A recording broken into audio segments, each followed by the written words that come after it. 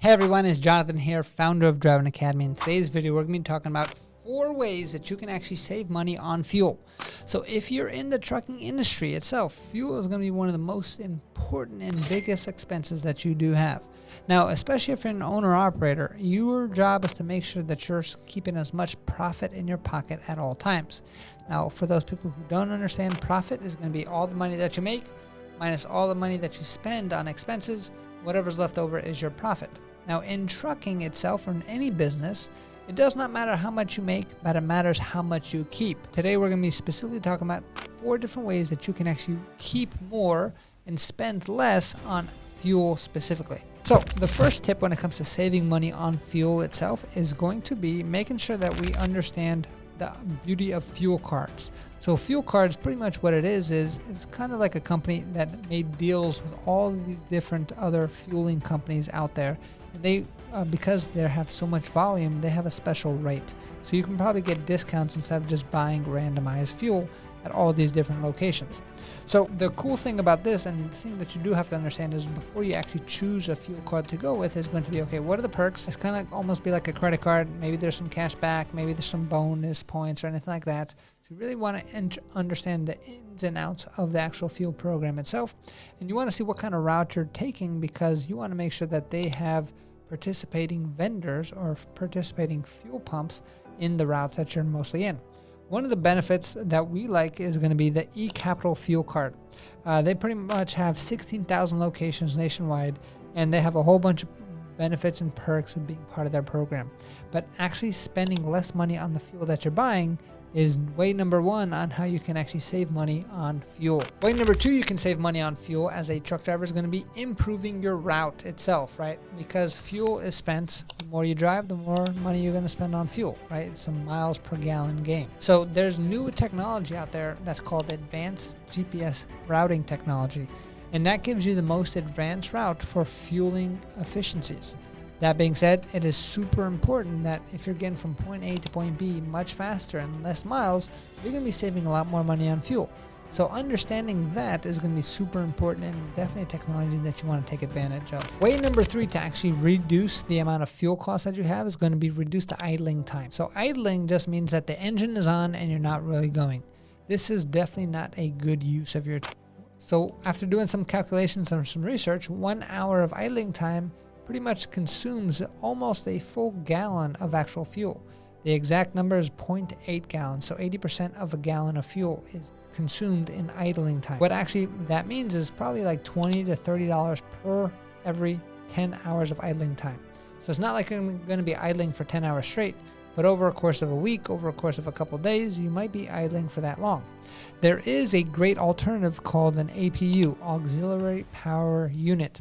And that's a separate box, a separate machine, almost like an engine that's built on the back end of the truck. It's for the chassis itself, and pretty much is a great tool to really reduce on how much fuel you're going to be spending, and also be able to run the entire inner workings of the truck, actually having the engine on.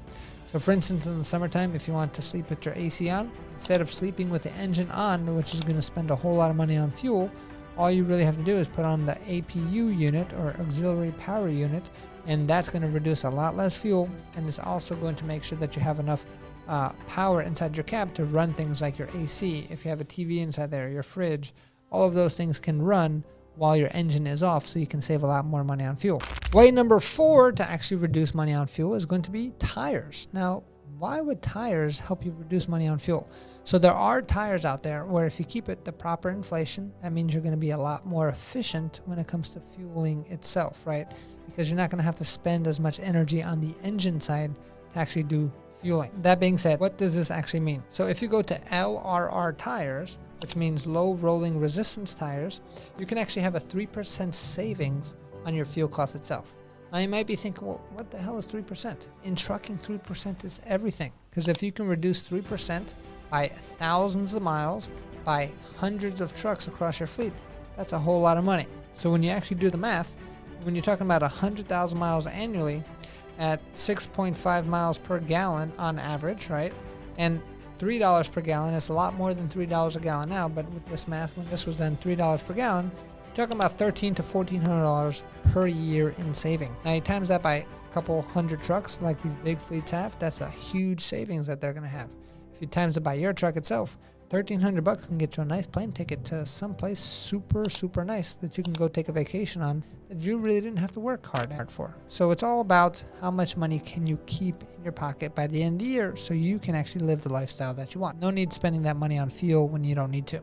Now, for those people who want that bonus tip, and probably one of the most efficient ways to keep your fuel costs down, it's going to be better at shifting.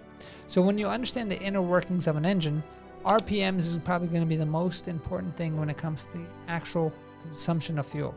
The higher the RPMs, that means the bigger the engine intake needs to have, which means the more fuel you're going to be burning. And a lot of new drivers spend a lot more money on fuel than they have to, simply because they're not constant on where they should be shifting their gear. So when it comes to actually shifting here at Driving Academy, we help students out by making sure that they understand what is the gear pattern that they should be going through. Now, of course, if they want to drive manual transmissions, this is super important. If you want to drive automatic, it's not as important, but it is still important to understand exactly how to work. With that being said, when it comes to shifting, you're going to be shifting up, right? So when you want to upshift, which means you want to go a higher speed, but you're going to have less power as you do that, you want to make sure that you're keeping the RPMs in the proper range. So you're going to bring the RPMs up to 1800 RPMs. Once it gets to 1800 RPMs, that indicates to you that it's time to shift into the next gear. So you're going to go to 1800 RPMs. Now it's time to shift into fifth gear. So you're going to put the clutch down, take the vehicle into neutral, off the clutch, clutch back in at 1200 RPMs, and then back into the actual next gear, which is going to be fifth gear. Now, if you go all the way up to like 2,000 RPMs, 2,200 RPMs, all that time that you're revving that engine so high, all you're doing is burning fuel like crazy.